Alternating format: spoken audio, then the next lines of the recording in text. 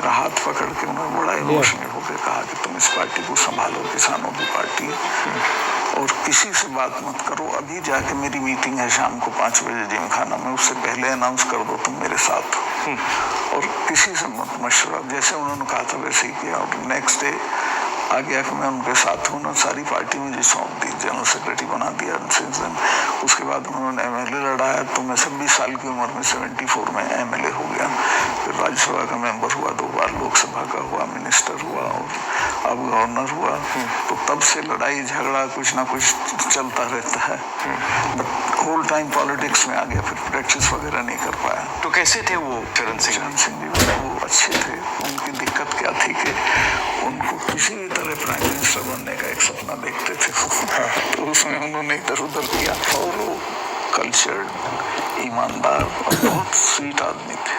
But ये मतलब हमारे जो पॉलिटिशियंस है, काफी लोगों को ये हो जाती है कि बस बनना ही बनना है। हाँ, मतलब सब कुछ कॉम्प्रोमाइज करके बनना है। मैं आपको कह रहा हूँ, आपकी पूरी जो स्ट्रेंथ है जो किसी के पास नहीं है, वो ये है कि मुझे कुछ नहीं चाहिए। इससे सामने वाले सब खलास हो जाते हैं।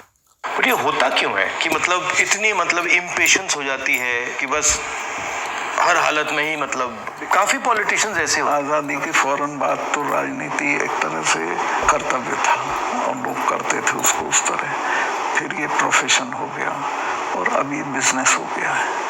आप जम्मू कश्मीर में जब थे, मतलब बड़ा कॉम्प्लिकेटेड टाइम था, बहुत कॉम्प्लिकेटेड। उसके बारे में आपकी क्या राय है? क्या मेरी ये राय है कि जम्मू कश्मीर को आप जबरदस्ती या फौज से ठीक नहीं रख सकते हैं। वहाँ के लोगों को जीत के आप कुछ भी कर सकते हैं, और वहाँ के लोग एमिएबल हैं, ऐसा नहीं कि इम्पॉसिबल है। मैंने तो देखा, मैंने उनको अपने साथ किया।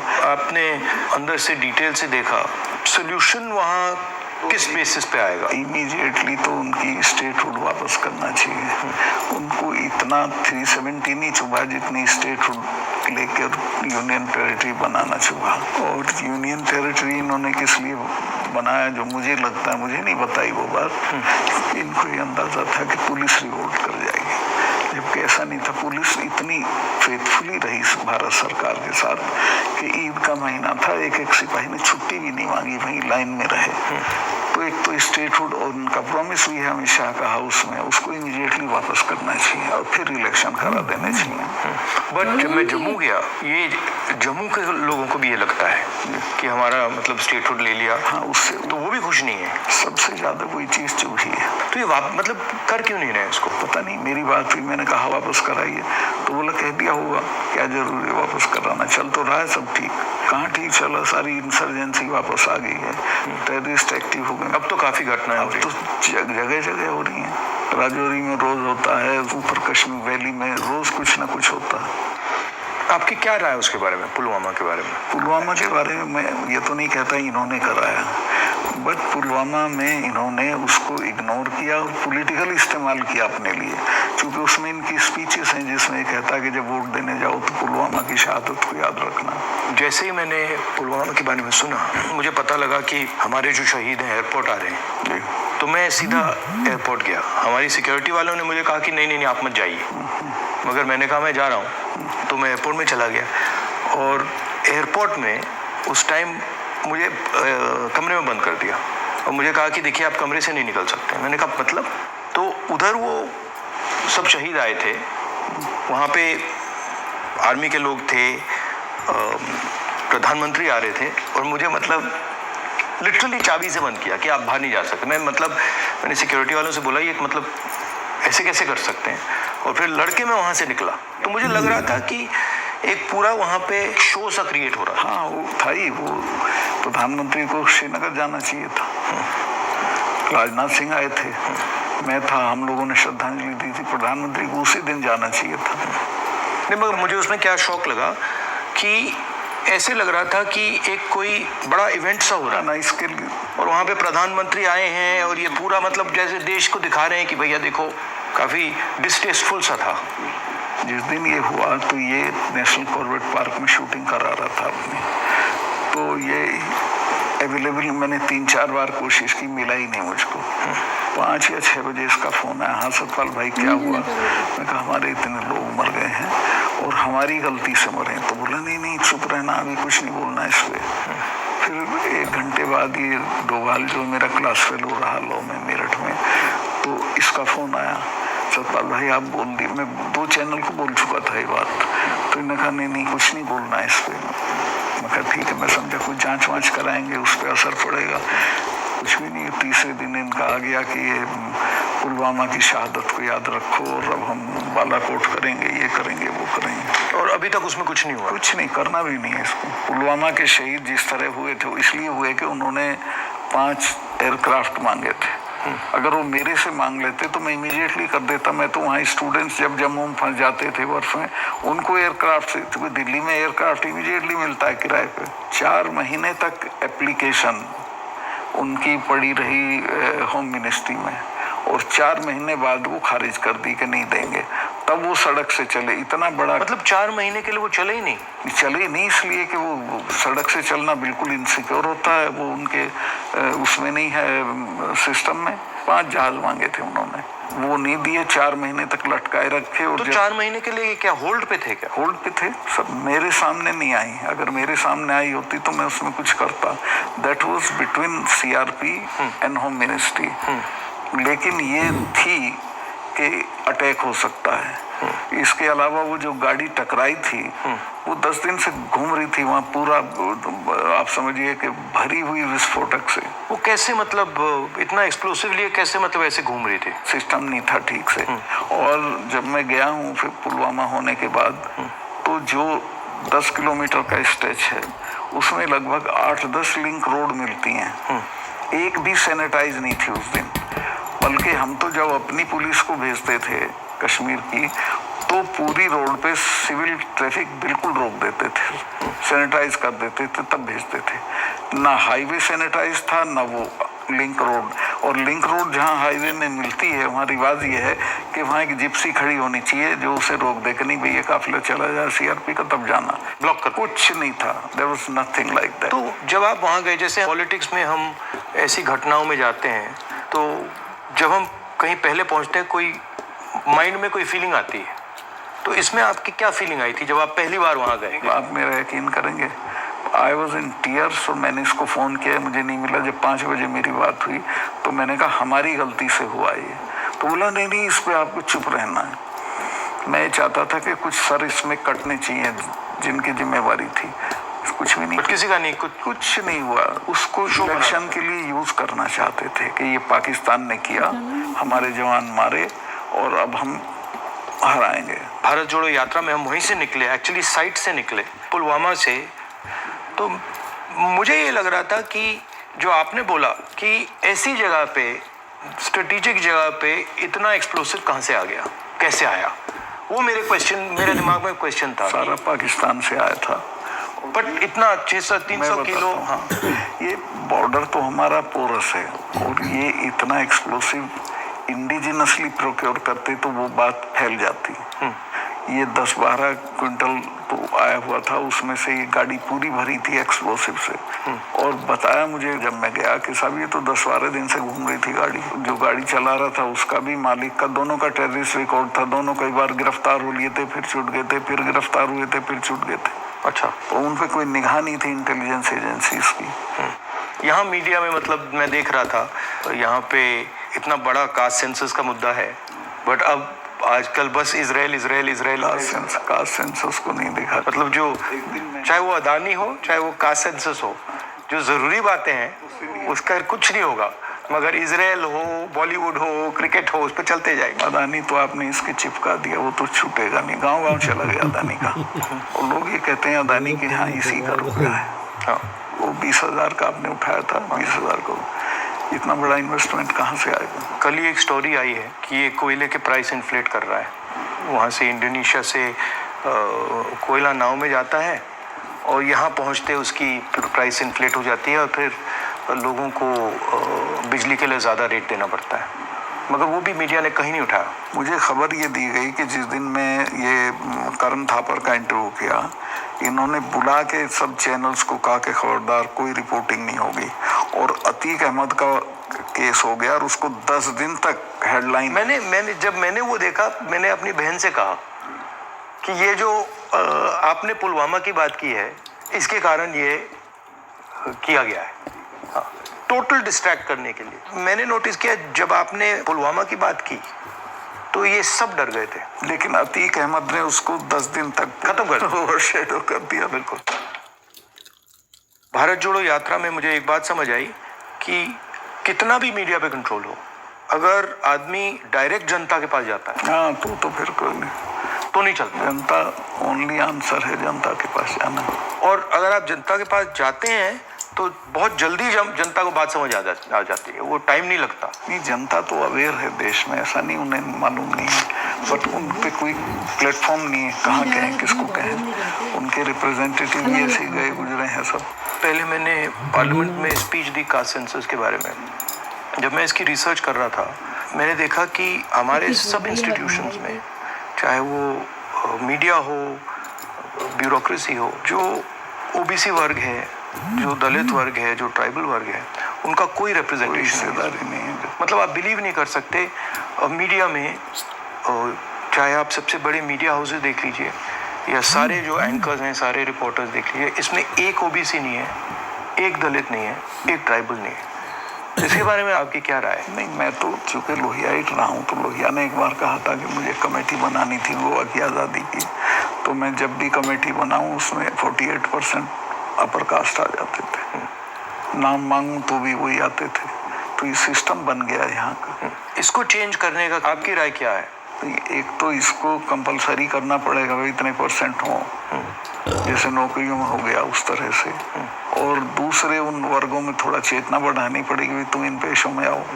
बट इसमें इंटरेस्टिंग बात यह है कि जो स्थिति है एक्चुअली इंस्टीट्यूशनल स्ट्रक्चर में हिंदुस्तान में, उसके डिटेल्स ओबीसी वर्ग को भी नहीं मालूम, दलित वर्ग को भी नहीं मालूम। आपने थोड़ा मतलब मैंने तो थोड़ा सा छुआ है, बट एक्चुअली किसी को नहीं मालूम, पता ही नहीं है। सही कह रहे हैं। क्यों? क्योंकि पूरा जो इन्फॉर्मेशन का सिस्टम है उसमें कोई ओबीसी नहीं है, कोई दलित नहीं, कोई वो भी उन्हीं के हाथ में है। तो एक प्रकार से लाउड स्पीकर ऑन कर देते हैं और इतना लाउड करते हैं कि कोई कुछ बोल नहीं सकता है। जैसे आपने पुलवामा की बात की, कास्ट सेंसस की बात की, अदानी की बात की, बस loudspeaker, Modi ji loudspeaker on कर देते हैं और जितना चिल्लाना चाहो चिल्लाओ, कुछ नहीं होता। कुछ दिन पहले मैं दिल्ली में 3-4 घंटे बढ़इयों के साथ काम किया, तो वो मुझे बता रहे थे कि हम सोफ़ा बनाते हैं, चेयर बनाते हैं, टेबल बनाते हैं, मगर जिस शोरूम में वो बिकता है उसमें हम जा नहीं सकते। मतलब काम हमारा, मेहनत हमारी, मगर फल हमारा नहीं। और कितना गुना एनहांस करके पैसा लेते हैं उसका।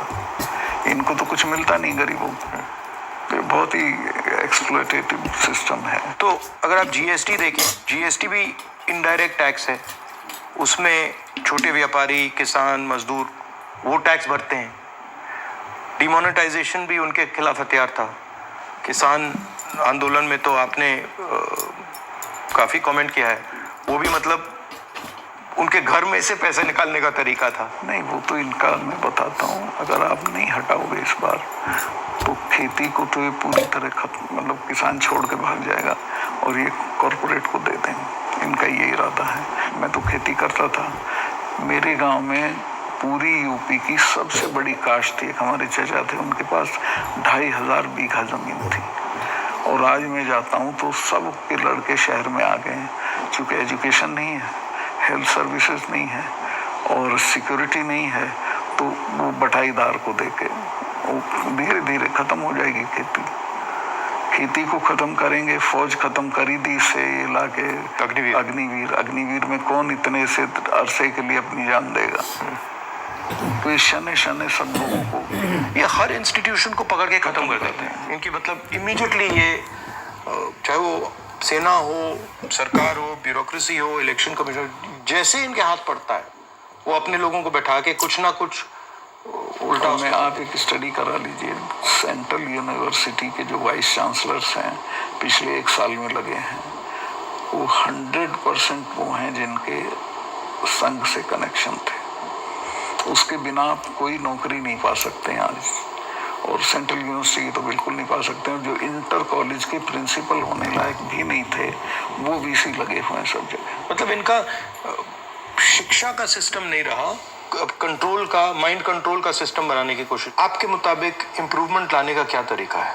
देखिए, सबसे बेसिक सवाल है कि किसान को उसकी फसल का दाम सही नहीं मिलता है और उसके चलते वो हर साल गरीब होता जाता है। जो एक फसल का दाम पिछले साल था, खाद का और बाकी चीजों का जो दाम था, उसकी तुलना में इस साल में और फर्क हो जाता है। तो उसकी परचेजिंग पावर हर साल कम होती चली जाती है और उसे पता नहीं चलता।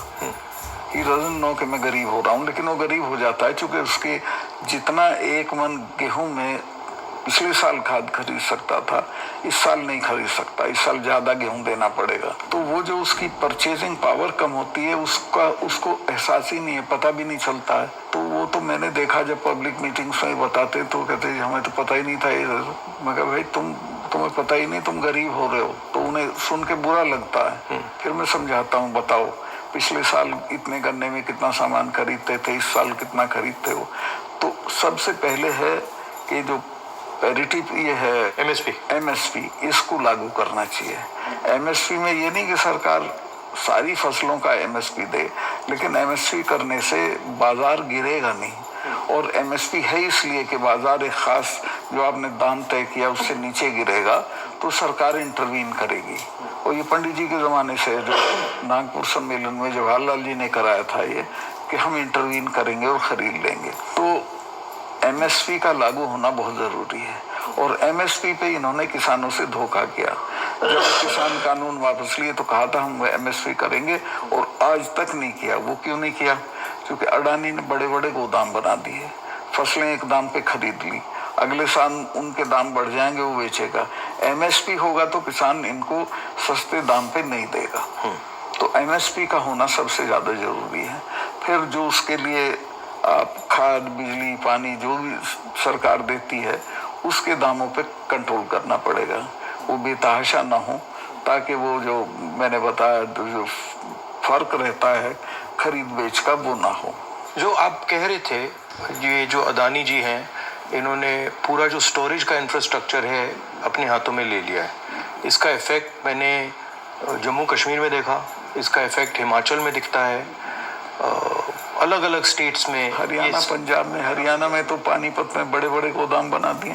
तो पूरा मतलब इस जो स्टोरेज का इंफ्रास्ट्रक्चर ये कैप्चर कर लिया है।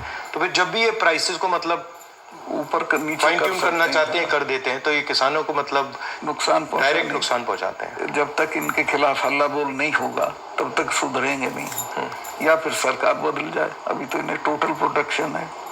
मगर मैंने देखा है कि जनरली सरकारों के पास जो किसान का जो स्टोरेज की कैपेबिलिटी होती है उसके बारे में सरकारें ज्यादा नहीं सोचती हैं। उस ज्यादा नहीं, बिल्कुल नहीं सोचती। आप नॉर्थ ईस्ट में भी थे? हाँ, मेघालय में।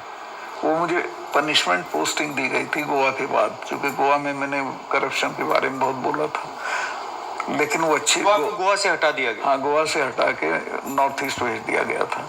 तो कश्मीर से हटाया, फिर गोवा से हटाया, फिर मतलब सब जगह 5 तबादले किए इन्होंने मेरे, जैसे सरकारी कर्मचारी के करते हैं। तो नॉर्थ ईस्ट बेटर था, वहाँ 12 जिले थे, गोवा में 2 जिले थे। और मेघालय बहुत अच्छी जगह है, कोई झगड़े टंटे की नहीं है, रिलैक्स लोग हैं जी। हाँ, रिलैक्स अच्छे लोग हैं। संगमा साहब का लड़का चीफ मिनिस्टर था, तो उससे बहुत बढ़िया रिलेशनशिप रही, कोई दिक्कत नहीं हुई मुझे। तो मणिपुर के बारे में क्या राय है आपकी? वहाँ मतलब पूरा फेल्योर है सरकार की। चीफ मिनिस्टर जा नहीं सकता, कुछ कर नहीं सकता, लेकिन उसको अभी तक हटा नहीं रहे हैं। ये जम्मू एंड कश्मीर का भी ऐसे ही प्रयोग करते हैं, पंजाब का भी ऐसे ही प्रयोग करते हैं, मणिपुर का भी ऐसे ही प्रयोग करते हैं। मैं गया मणिपुर में, वहाँ जो आप कह रहे हैं बिल्कुल सही है, वहाँ कोई कंट्रोल नहीं। पूरी क्राउड निकल आई थी, आप कोई कंट्रोल ही नहीं था। मतलब बिल्कुल एक स्टेट बचा ही नहीं है, 2 स्टेट बन गए हैं, एक इस तरफ और दूसरा दूसरी तरफ। नॉर्थ ईस्ट सेटल्ड था, इन्होंने डिस्टर्ब कर दिया। सब जगह ये कुछ ना कुछ मतलब अपना करते रहते हैं। और 6 महीने की बात है, मैं लिख के दे रहा हूँ, बिल्कुल नहीं आएंगे पावर में। नहीं, एक्चुअली अगर जमीन पे जाए तो बहुत नफरत है लोगों को, बहुत शदीद, पूछिए मत आप। मुझे लगता है कि हिंदुस्तान की राजनीति में आज 2 विचारधाराओं की लड़ाई है, एक आरएसएस गांधी वाली, एक आरएसएस और एक गांधी वाली, और दोनों एक प्रकार से हिंदुइज्म के एक्सप्रेशन है। दोनों एक विजन है हिंदुइज्म का, एक अहिंसा का, एक भाईचारे का, और दूसरा जो आरएसएस का, जिसको मैं डिस्टॉर्टेड विजन कहता हूँ, वो नफरत का, हिंसा का। तो इस फाइट के बारे में आप क्या सोचते हैं? मेरा यही सोचना है कि हिंदुस्तान कंट्री के तौर पे तभी सरवाइव करेगा जब वो लिबरल हिंदुइज्म के रास्ते पे चलेगा, जो गांधी का विजन है। गांधी ने ऐसे ही नहीं कहा था, गांधी ने इस देश को जितना समझा था किसी ने नहीं समझा था। वो गांव-गांव गए थे, जगह जगह गए थे और वो इस नतीजे पहुंचे थे कि नहीं, बाकी बातें बेकार हैं, ये ठीक है रास्ता।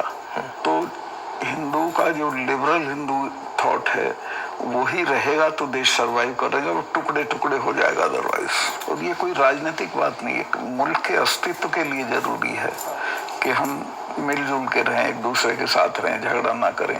नहीं, झगड़ा होगा तो मुल्क ही नहीं रहेगा ना। हाँ बिल्कुल, तो मुल्क का मतलब ही है कि मतलब भाईचारे से मिलजुल के रहें। जी, मिलजुल के लोग रह रहे हैं। तो आपका मतलब काफी सालों से इस लड़ाई में आपका एक्सपीरियंस रहा है और आप मतलब बहुत सालों से आरएसएस से लड़ रहे हैं। तो आपके मतलब सजेशंस, राय क्या है? मेरी राय ये है कि अपने लोगों में ये प्रचारित हो ठीक से गांधी का, कांग्रेस का जो विजन है कि ये हम क्यों इनसे डिफरेंट हैं, ये क्या चाहते हैं, वो क्यों आपके हक में नहीं है, ये पॉलिटिकल लोग भी नहीं बोलते हैं, उनको ही बोलना चाहिए। और जो आप कह रहे थे, जो क्रिस्टलाइजेशन होना चाहिए पॉलिटिकल लोगों के माइंड में कि भाई ये अब ये राजनीतिक लड़ाई नहीं है, अब ये आइडियोलॉजिकल लड़ाई है, वो क्रिस्टलाइजेशन इतना हो नहीं रहा है। वो नहीं हो रहा है। चूंकि देखिए हिंदुस्तान का आदमी जो पॉलिटिक्स में एक्टिव है वो राजनीति तक और अपने तक एक्टिव है। वो एक तो पहले तो देश के बारे में उस तरह नहीं सोचता जैसे सोचना चाहिए, और वो जो ब्रॉडर इश्यूज हैं उन पे राय नहीं बनाता है, राय जाहिर नहीं करता है, उस पर खड़ा नहीं होता है। तो वो हम पॉलिटिकल लोगों को करना पड़ेगा। और इसमें ये भी है कि जो जैसे मैंने कहा कि इंफॉर्मेशन का सिस्टम जो है आसानी से राय बनाने भी नहीं देता है, तो डिस्ट्रैक्ट करता रहता है। तो इंफॉर्मेशन का सिस्टम तो वन वे हो गया है, उसमें आपकी बात तो आएगी नहीं, जो दूसरी बात है वो आएगी। और लेकिन एक अच्छी चीज हुई है कि लोगों ने टीवी देखना बंद कर दिया, भरोसा चला गया है। इस वक्त हम लोगों की एक ही स्ट्रेंथ है, दैट इज सोशल मीडिया। हम लोगों की बात सोशल मीडिया से फैलती है। ये उसको भी रोकने के सिस्टम ढूंढ रहे हैं, कैसे रोका जाए, वो अभी नहीं हुआ है, लेकिन वो हमारी स्ट्रेंथ है। जो प्रिंटेड मीडिया है, इलेक्ट्रॉनिक है, सबको इन्होंने कंट्रोल कर दिया, वन साइडेड कर दिया।